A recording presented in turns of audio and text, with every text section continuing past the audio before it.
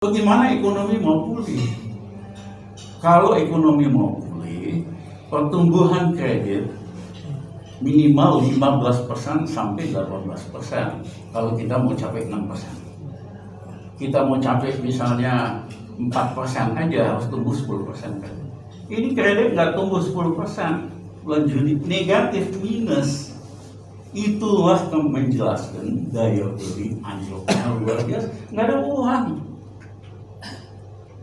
Ya, itulah kenapa Menteri Keuangan terbaik kita menganjurkan ibu lebaran ini beli baju dong. Beli baju lebaran. Padahal larangan mudik. Padahal larangan mudik. Tetapnya dia bilang Ya, banget aja. Dia bilang ya minimal waktu kita Zoom sama keluarga kita bisa ganti baju. Saya benar-benar kaget. Ini kelas SPG Bank Dunia IMF. Jadi SPG jualan baju. Ini kan sampai cekaknya cara berpikir. Ya bangkrutnya cara berpikir. Nah, budget defisit tadinya di bawah 3%, udah naik 2 kalinya, 6%.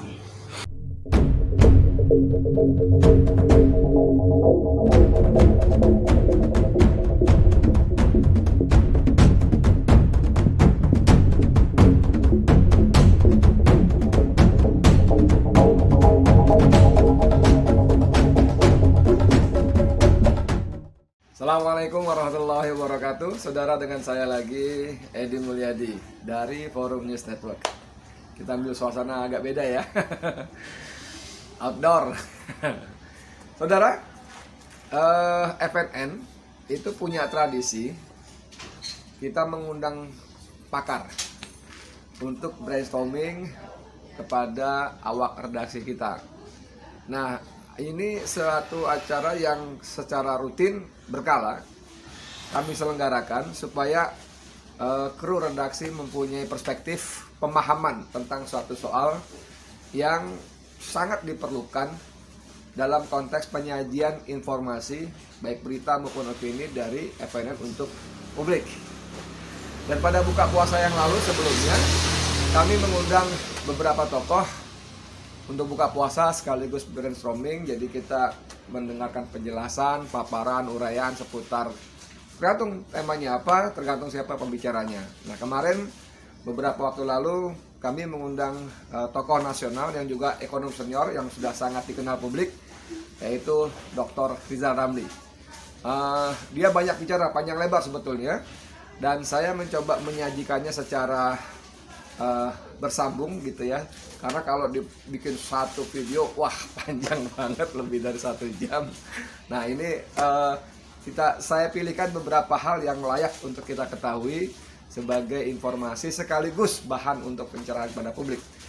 Misalnya tema yang saya pilih kali ini bicara bagaimana Dr. Rizal Ramli menyoroti ekonomi kita belakangan ini, yang dari sisi angka-angkanya menunjukkan penurunan yang memprihatinkan gitu ya.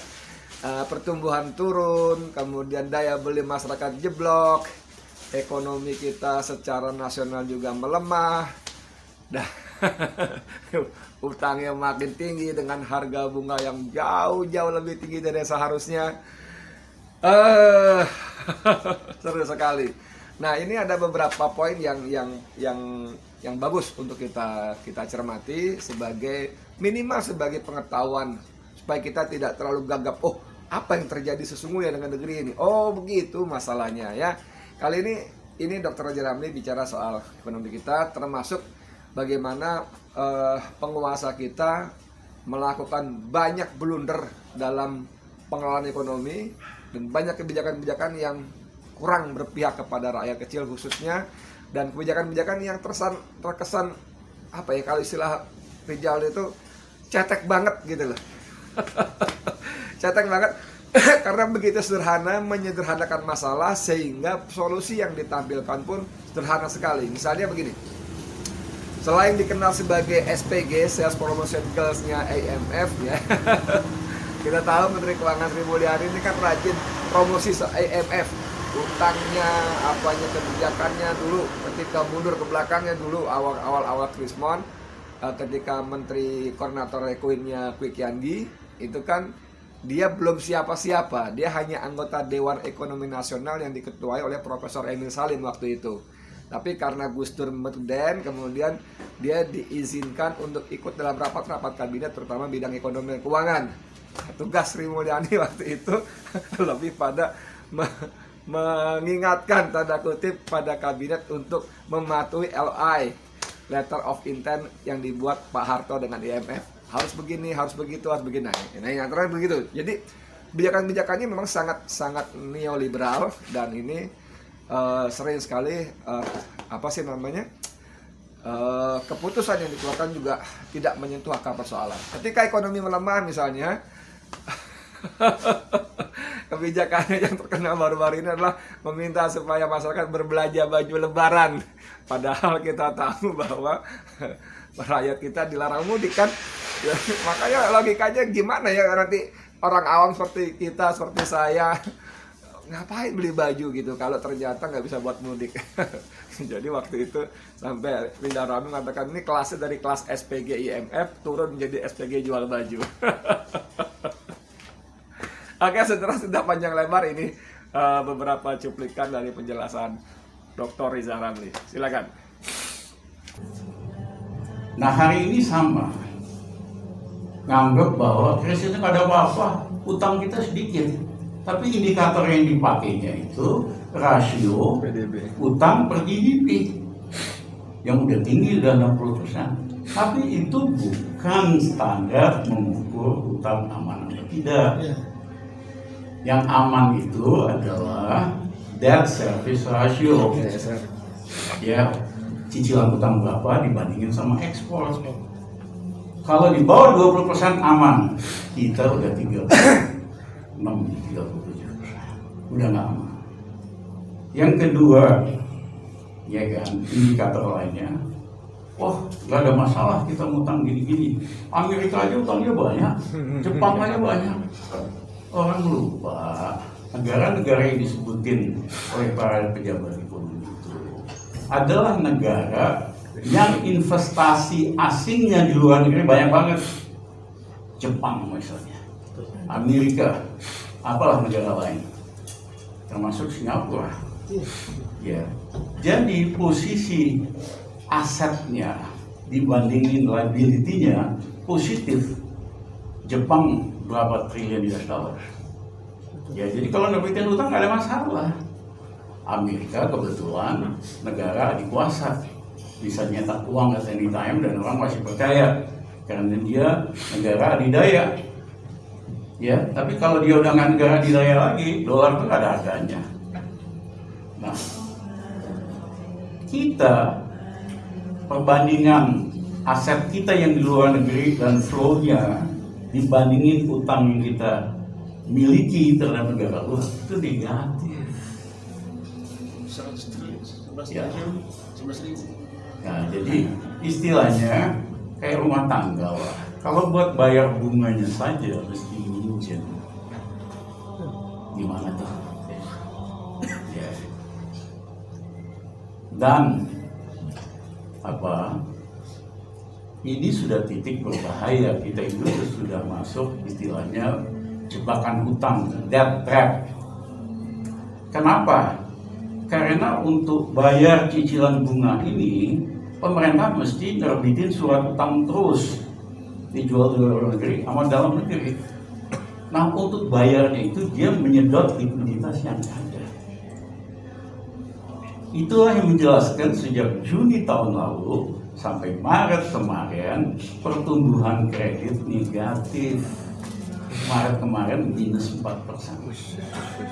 Itu artinya apa? Uang yang beredar itu disedot sama surat utang negara. Istilah teknisnya namanya calling out. Ya. Nah, bagaimana ekonomi mau pulih? Kalau ekonomi mau pulih, pertumbuhan kredit minimal 15% sampai 18%. Kalau kita mau capai 6%. Kita mau capai misalnya 4% aja harus tumbuh 10% kan. Ini kredit nggak tumbuh 10%, bulan Juni negatif minus. Itulah yang menjelaskan daya beli anjloknya luar biasa, nggak ada uang. Ya, itulah kenapa Menteri Keuangan terbaik kita menganjurkan ibu-ibu lebaran ini beli baju dong. Beli baju. Lebaran, Padahal larangan mudik. padahal larangan mudik. Otaknya dia bilang tetap Iya. sama katanya. Dia bilang ya minimal waktu kita Zoom sama keluarga kita bisa ganti baju. Saya benar-benar kaget. Ini kelas SPG Bank Dunia IMF. Jadi SPG jualan baju. Iya kan? Sampai cekaknya cara berpikir. Ya bangkrutnya cara berpikir. Nah, budget defisit tadinya di bawah 3%, udah naik 2 kalinya, 6%. Biayanya gimana? Ngutang lagi lebih banyak. Yang kedua, masa Bank Indonesia buat nyetak uang. Udah 670 triliun. Artinya kalau pemerintah bikin surat utang, Bank Indonesia wajib beli. Ini bahaya. Ini kamu menyiapkan bom besar. Karena ingat nggak, Bung Karno jatuh, ya Menteri Gubernur Bank Sentralnya waktu itu namanya Yusuf Muda Dalam, playboy, nggak ngerti ekonomi. Ya, tapi temennya apa gitu loh, jadi menteri. Dan playboy kelas berat, jadi chemistry-nya sama Soekarno cocok gitu loh. Ya kan, dia kasih solusi sama Soekarno, gampang, kita cetak aja uang. Dia cetak lah itu uang, dia pikir nyetak uang bisa nyelesain masalah. Tiba-tiba inflasi 1000%. Yang kena siapa? Rakyat biasa dong. Biasanya buat beli sesuatu hanya perlu duit 1000 misalnya, ya tiba-tiba naik hampir 1000%, naik 10 kalinya 10.000. Akhirnya rakyat ini marah. Mahasiswa yang maju di depan, Soeharto jatuh. Soekarno jatuh. Nah, jadi ini juga ada yang sama. Gampang pada masalah kita cetak aja uang. Dia lupa negara yang punya cetak uang ada kekuatan lain, punya reserve, punya flow of investasi. Jadi satu, gejala-gejala kita akan bermasalah karena dia underestimate krisis ekonomi. Ini lebih gawat dari tahun 98 seperti cerita saya tadi. 98 di luar Jawa seneng kalau bisa krisis lagi, karena temannya Pak itu Tamsil di Sulawesi punya coklat. Tadi dapat $1 2.500, dapat 15.000 dia. Kapan lagi nih tidak bisa kaya raya? Pakai sarung, bawa uang 1 karung. Saya ke Manado waktu itu. Di Manado, orang Manado kan memang yang penting penampilan. Itu ke kampung-kampung, tahu nggak apa? Pada punya kulkas semua. Padahal kagak ada listrik. Cuma buat nyimpen baju doang. Nyimpen baju betul. Ada mobil, jalan segala. Jadi 98 di luar Jawa, thank you kalau perlu krisis lagi. Di Jawa luar biasa. Pengangguran nambah 40%. Nah hari ini udah nggak ada lagi bedanya Jawa dan luar Jawa. Sama-sama masalah. Ya banyaklah teman-teman lebih tahu lah ceritanya.